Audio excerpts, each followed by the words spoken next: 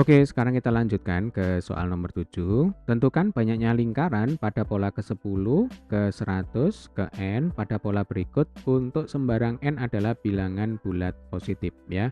Berarti nanti logikanya kita akan hitung dulu banyaknya lingkaran pada pola ke N, ya Dek ya, atau suku ke N. Nah, karena nanti kalau kita sudah berhasil menemukan rumus suku ke N untuk menghitung banyak lingkaran pada pola ke-10 dan ke-100, tinggal kita ganti saja N-nya sama dengan 10 dan N-nya sama dengan 100 ya.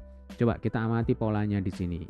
Untuk suku ke-1 berarti U1 ini terdiri dari 2 buah lingkaran, ya kan?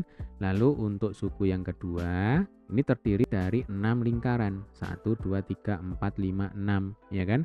Atau bisa kita hitung manual seperti itu, bisa juga dengan menggunakan rumus persegi panjang. Jadi panjangnya ini sama dengan 3, kemudian lebarnya sama dengan 2, ya kan?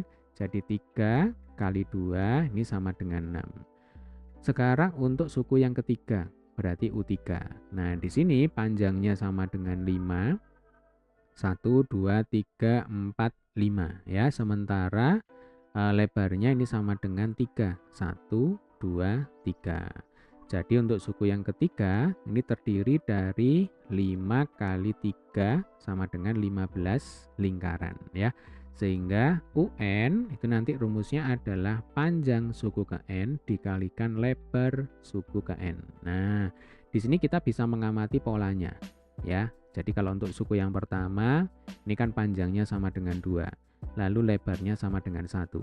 Ya kan, 2 kali 1 sama dengan 2. Nah, coba perhatikan. Untuk lebarnya dulu. Lebar suku ke-1 sama dengan 1. Lalu lebar suku kedua sama dengan 2. Lebar suku ketiga sama dengan 3. Nanti logikanya lebar suku keempat sama dengan 4. Ya kan? Lebar suku ke-5 sama dengan 5, maka lebar suku ke N sama dengan N. Nah, berarti nanti ln itu langsung saja sama dengan N.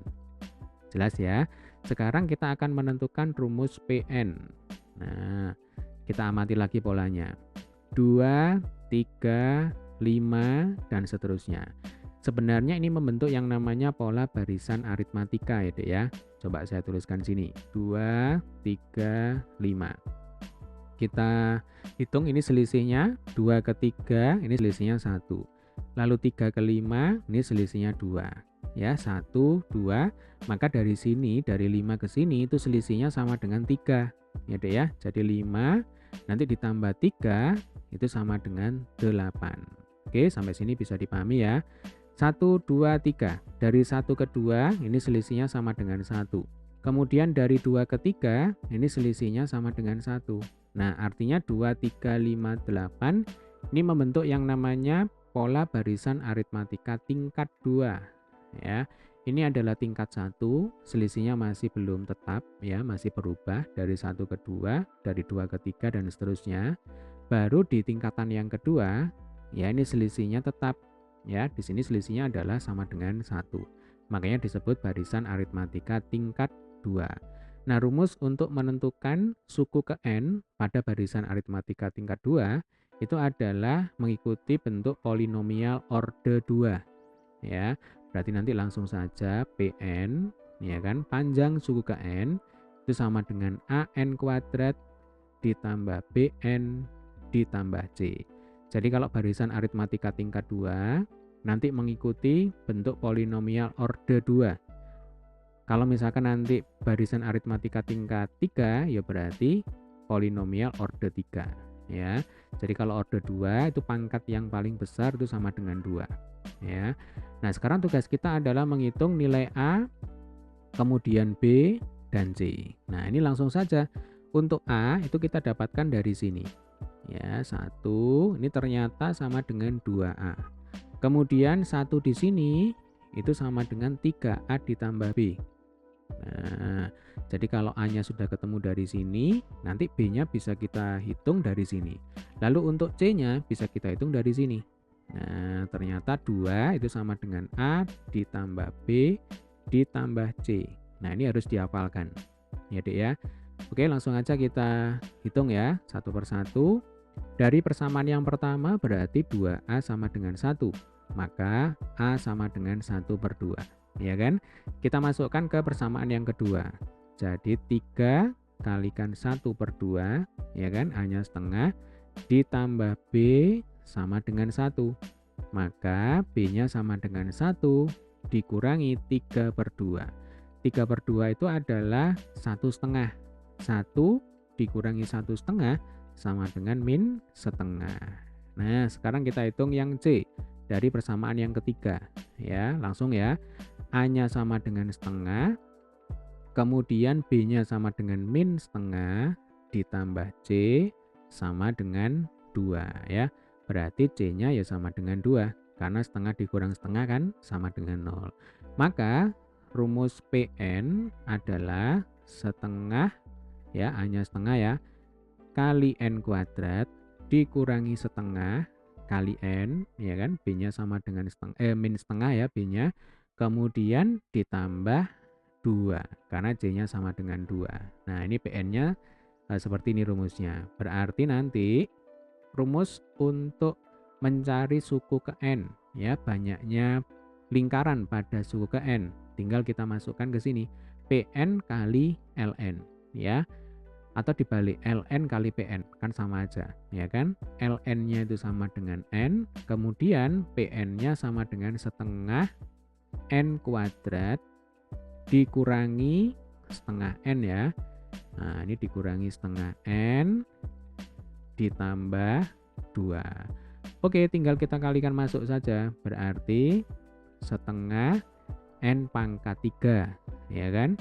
Dikurangi setengah N kuadrat ditambah 2N. Nah, artinya kalau nanti ditanyakan berapa banyaknya lingkaran pada pola ke N, jawabannya adalah setengah N pangkat 3 dikurangi setengah N kuadrat ditambah 2N. Nah, mungkin nanti untuk menghitung banyak lingkaran pada pola ke-10 dan ke-100, kita tidak usah sampai hasil akhir ya, Dek ya. Karena mungkin ini angkanya besar dan mungkin sedikit sulit angkanya, ya. Yang jelas kalian sudah memahami prosesnya. Nanti untuk masalah angka bilangan ya, itu kan bisa beda-beda sesuai dengan apa yang diketahui di soal. Jadi yang terpenting adalah kalian memahami prosesnya. Oke, saya memakai warna biru aja ya supaya kelihatan. Saya kerjakan di sini ya. Kita akan mencoba untuk menghitung banyaknya lingkaran pada pola ke-10. Jadi U10 tinggal kita ganti N-nya sama dengan 10. Nah, ini N-nya kita ganti 10 semuanya ya. Oke, setengah kali 10 pangkat 3 berarti setengah kali 1000.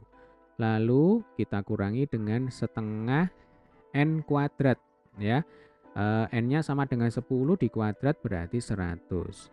Lalu kita tambah dengan 2N ya, 2 kali 10 berarti sama dengan 20.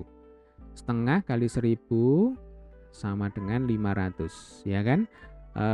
Setengah kali 100 sama dengan 50, berarti ini dikurangi 50 ditambah 20. Nah, coba ini kita hitung ya. 500 dikurangi 50, 450 ditambah 20 sama dengan 470.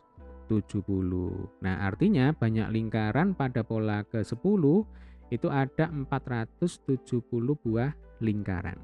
Nah, caranya sama untuk menghitung banyaknya lingkaran pada pola ke-100 ya. Saya tuliskan di sini ya. Nah, ini tidak usah sampai hasil akhir. Boleh nanti kalau mau dicoba sendiri ya. Kalau ada kesulitan boleh menulis di kolom komentar.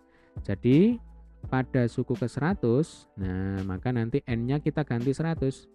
Jadi setengah kali 100 pangkat 3 ya, berarti 10 pangkat 6 ya. Jadi 1 juta ini. Nah, seperti ini. Kemudian kita tambah atau kita kurangi nih ya. Nah, karena rumusnya adalah min setengah N kuadrat, berarti min setengah kita kalikan dengan N. N-nya sekarang 100. Nah, seperti ini. Kemudian kita tambah dengan 20. Oke. Ini boleh dihitung sendiri ya, boleh dengan menggunakan kalkulator. Kalau ada kesulitan silakan bertanya di kolom komentar. Ya, jadi sekali lagi yang paling penting untuk mengerjakan soal-soal semacam ini adalah kalian memahami prosesnya.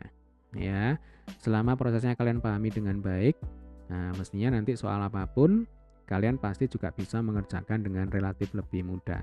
Oke ya, sampai ketemu di video pembahasan soal berikutnya. Semoga video ini bermanfaat.